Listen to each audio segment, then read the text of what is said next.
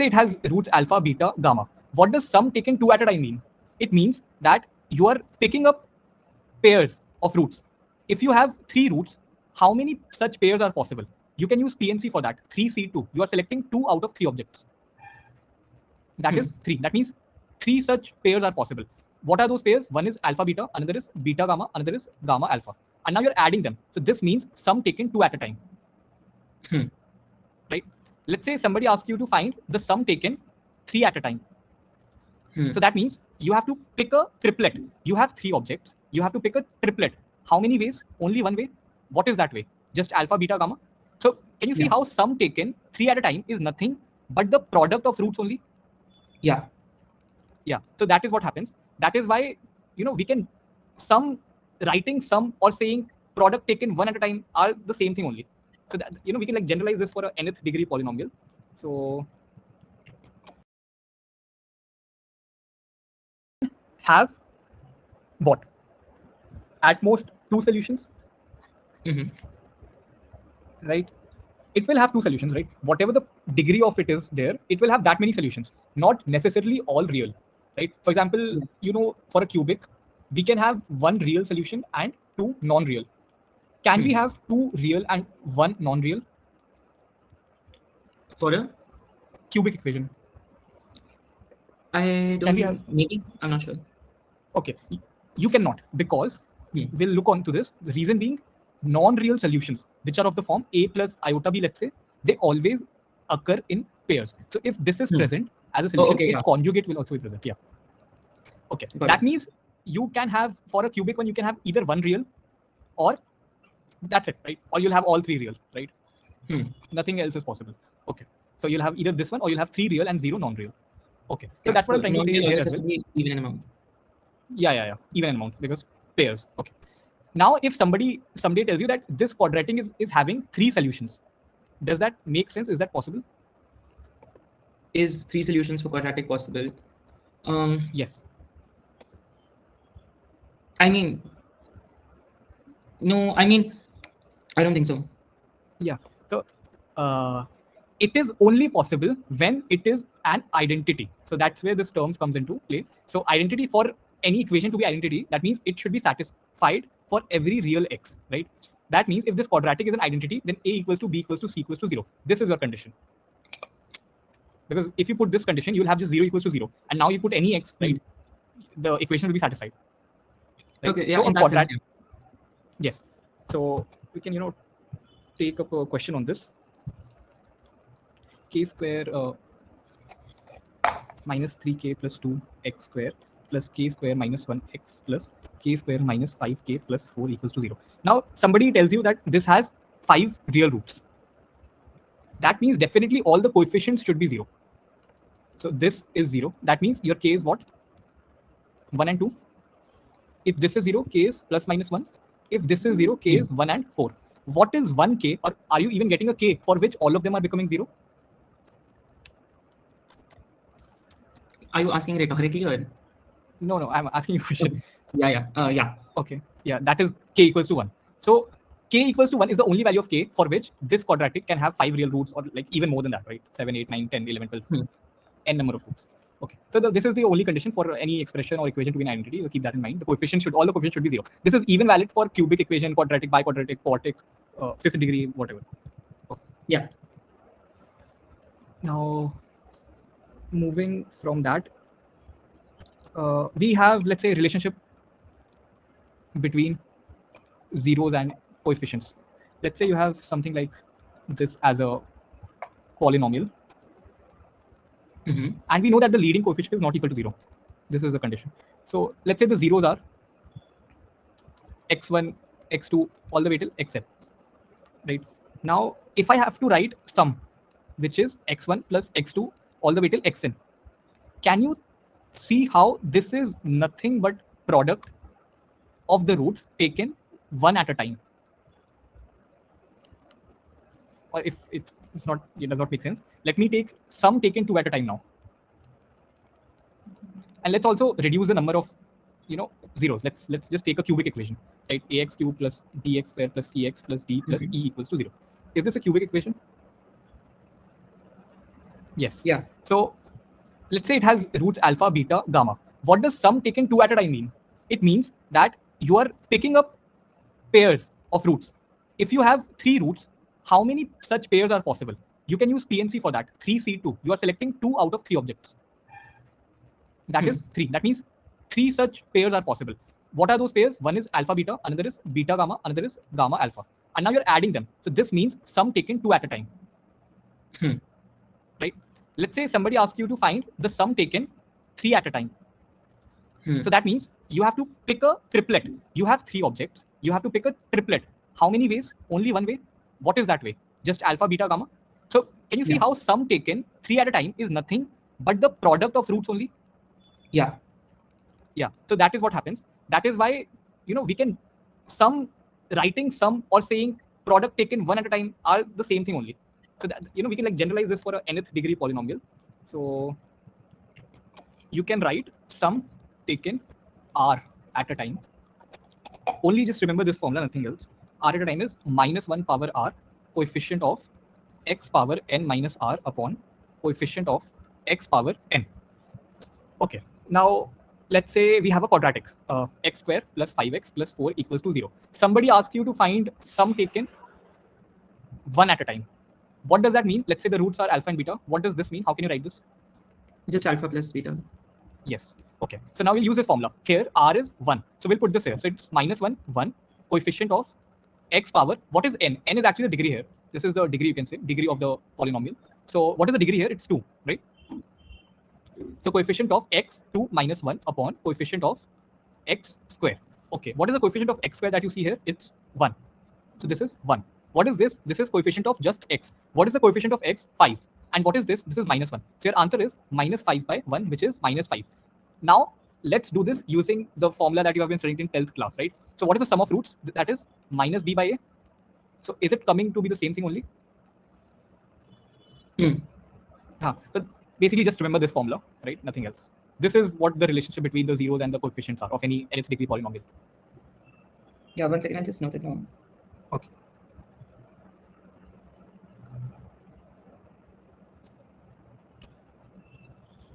Basically, minus of an minus 1 by an. Yes, correct. Yeah, got it.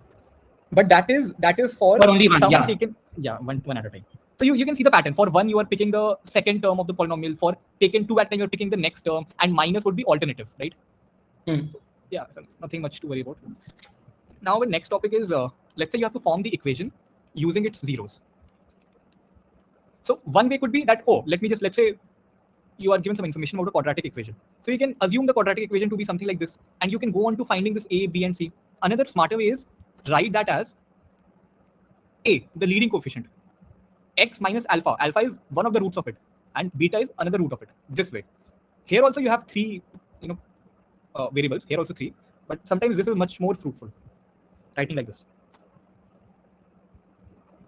Okay. Now another way is there. Let's say you have a quadratic only. Do you remember how we can write the, let's say we can write it like a into x square minus sum of roots taken one at a time into x plus sum of roots taken 2 at a time. Let's take an example. Let's say you have to form a quadratic whose roots are 7 and 9. What is the sum of it? 16, and product is 63. So can you write the equation as x square minus 16x plus 63 equals to 0?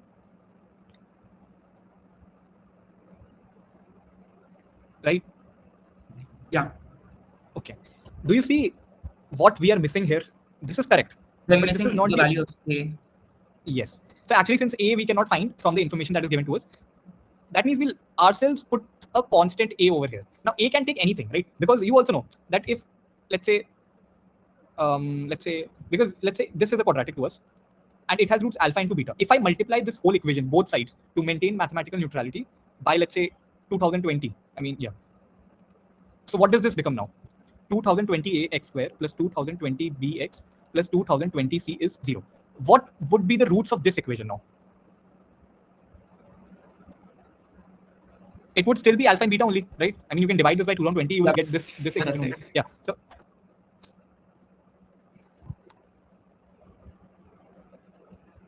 Yeah, I got it.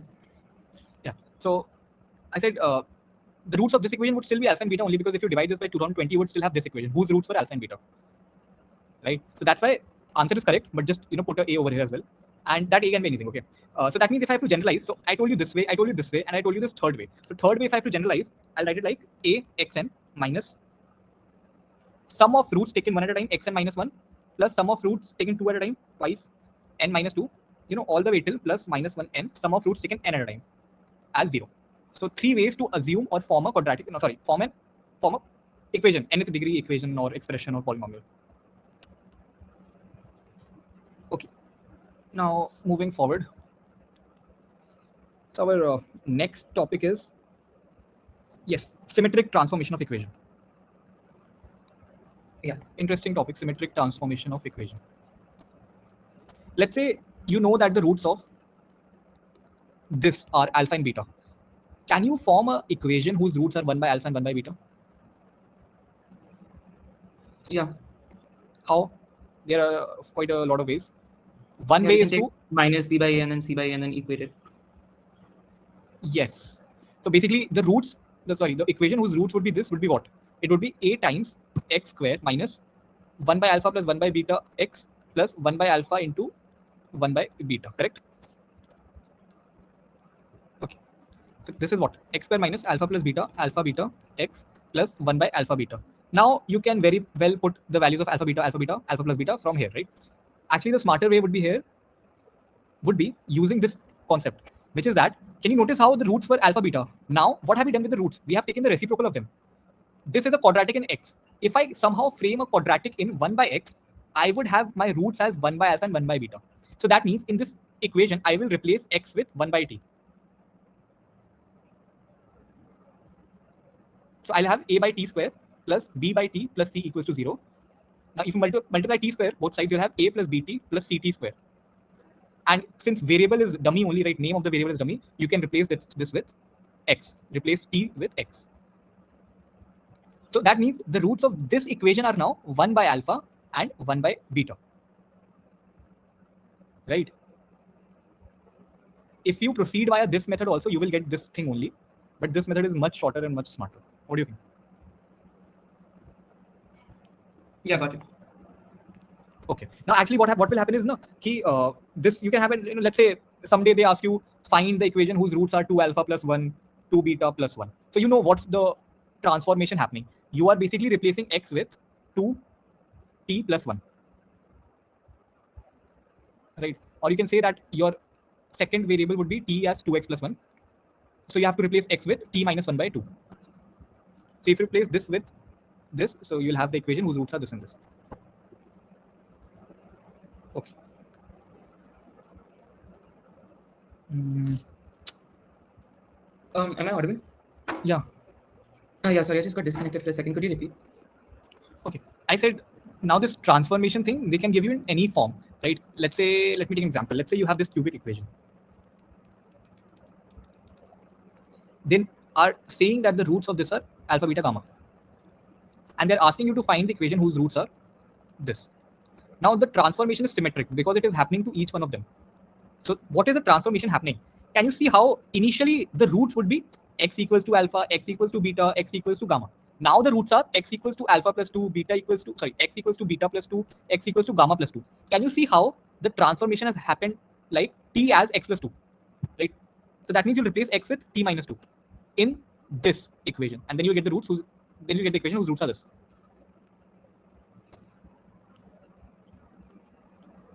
Makes sense? Yeah. Okay. Actually, I am focusing on this because somebody might do a silly error that instead of putting x as this, they put x as t plus 2. That is wrong. Yeah, I got it. Yeah. Okay. Because, yeah, Do minus that. 2. Yeah. Now, other than that, let's move to the next topic. So, yeah, that's a very interesting topic. That's called as a rational root theorem. Okay. Before that, okay, I'll just continue. So, let's say somebody gives you this cubic equation. Now, do you remember how when you used to like study about this earlier, people just used to say, do hit and trial, right? Because there's no method in our syllabus for finding the roots of a quadratic for a cubic, right? So they would tell that just do hit and trial, like put 1, -1, whatever. Okay, can you tell me why would you never put a positive x in order to check if it is a root of this or not? Why would you only start with negatives? Why? Because 1 for sure is positive, and then x cube and x will have the same sign. Yes, very good. Since So all x of the cube, coefficients yeah. are positive, yeah. So that means only a negative number would satisfy if it satisfies. Otherwise, it will have non-real, right? I mean, definitely it has to have one real root, right? Or it will have all 3 real. Okay. So how to do the hit and trial? Because we cannot, this is easy. Otherwise, if this cubic equation is very weird, we would not like to waste so much time. So the trick is, which is this theorem actually, that whatever number is there here, constant, and whatever is the leading coefficient, write that as p by q. P is the constant, factors of the constant. Q is factors of the leading coefficient. What are the factors of 1? You can use negative factors also. The factor of 1 is what? 1. But if you use a negative factor as well, so it's -1 also. So plus -1. And similarly, here also it's 1 only. So plus -1. That means your roots will only be, if it is, will only be a combination of whatever this rational number is there. So what all combinations are you getting? Let's say you take, in the numerator you take +1 and here you take +1. You're getting 1. Right? If you take -1 and here +1, you'll get -1. If you take +1 and here -1, you will get -1. If you take +1, if you take -1 and -1 here, you will get 1. How many distinct are you getting? 1, 2, only 2. So if there's a root, it will be either +1 or -1. So our task is to put these and verify if any one of them is a root. So is any one of them a root? Can you check? For that equation only, is that 2x cube we've written, or? No, that's x cube plus x plus 1. Yeah, neither will be a root. Yes. So, okay. So if, wait, I think there's a mistake, because if neither one is a root, then how can all the 3 be non-real, right?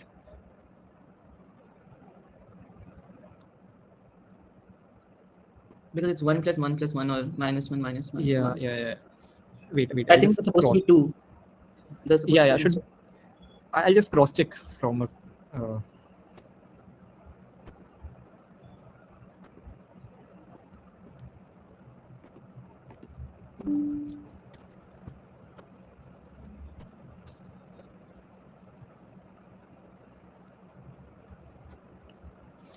Okay, x cube plus x plus 1 has. Okay, sorry, my bad.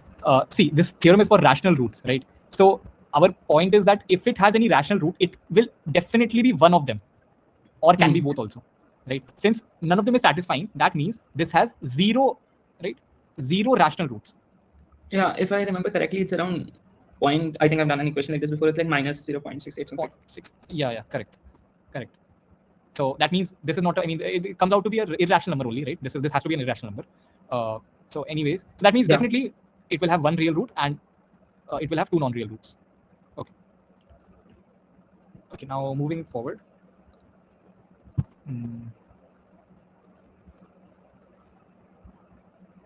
Yeah, some interesting actually concept. Let's say there's double sigma here, and your I is varying from 1 less than j less than equal to n, and this the product of them. How can you write this as? Let's pick up small n, right? Whenever you have like any doubts in maths, you can just do it for small numbers and then maybe observe a pattern and then comment, right? Let's say we pick n as 2. No, not 2. Let's say 3. Okay, so this reduces to I j 3. Okay. See, I is starting from 1, right? And whatever I is there, that has to be less than j. So let me first do it for, and since j has to be less than equal to 3, right? Let me take j as 3 first. Okay, if j as 3, then I is from 1 to 3. So what all I are permissible? 1 and 2 only. So this becomes what? 1 into 3 plus 2 into 3, correct?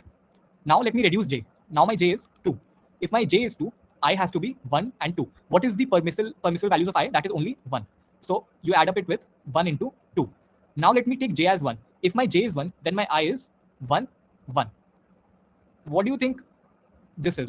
Does this make sense? Many students practice maths regularly, but still don't improve. Because the same mistakes keep repeating, and no one tracks them.